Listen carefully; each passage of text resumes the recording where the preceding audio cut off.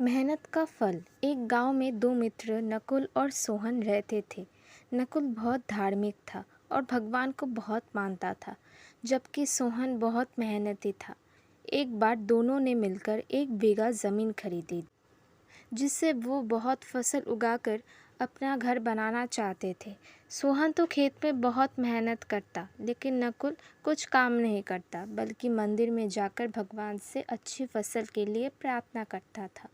इसी तरह समय बीतता गया। कुछ समय बाद खेत की फसल पक कर तैयार हो गई, जिसको दोनों ने बाज़ार ले जाकर बेच दिया और उनको अच्छा पैसा मिला। घर आकर सोहन ने नकुल को कहा कि इस धन का ज़्यादा हिस्सा मुझे मिलेगा, क्योंकि मैंने खेत में ज़्यादा मेहनत की है। ये बात सुनकर नकुल बोला, नहीं, धन का तुमसे ज़्यादा हिस्सा मुझे मिलना चाहिए, क्योंकि मैंने भगवान से इसकी प्रार्थना की, तभी हमको अच्छी फसल हुई। भगवान के बिना कुछ संभव नहीं।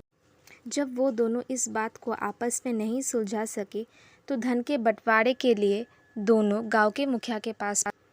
मुखिया ने दोनों की सारी बात सुनकर उन दोनों को एक एक बोरा चावल का दिया, जिसमें कंकर मिले हुए थे। मुखिया ने कहा कि कल सुबह तक तुम दोनों को इसमें से चावल और कंकर अलग करके लाने हैं, तब मैं निर्णय करूँगा कि इस धन का ज़्यादा हिस्सा किसको मिलना चाहिए। दोनों चावल की बोरी लेकर अपने घर चले गए। सोहन ने रात भर जागकर चावल और कंकर को अलग किया, लेकिन नकुल चावल की बोरी को लेकर मंदिर में गया और भगवान से चावल में से कंकर अलग करने की प्रार्थना की। अगले दिन सुबह सोहन जितने चावल और कंकर अलग कर सका, उसको ले जाकर मुखिया के पास गया, जिसे देखकर मुखिया खुश हुआ।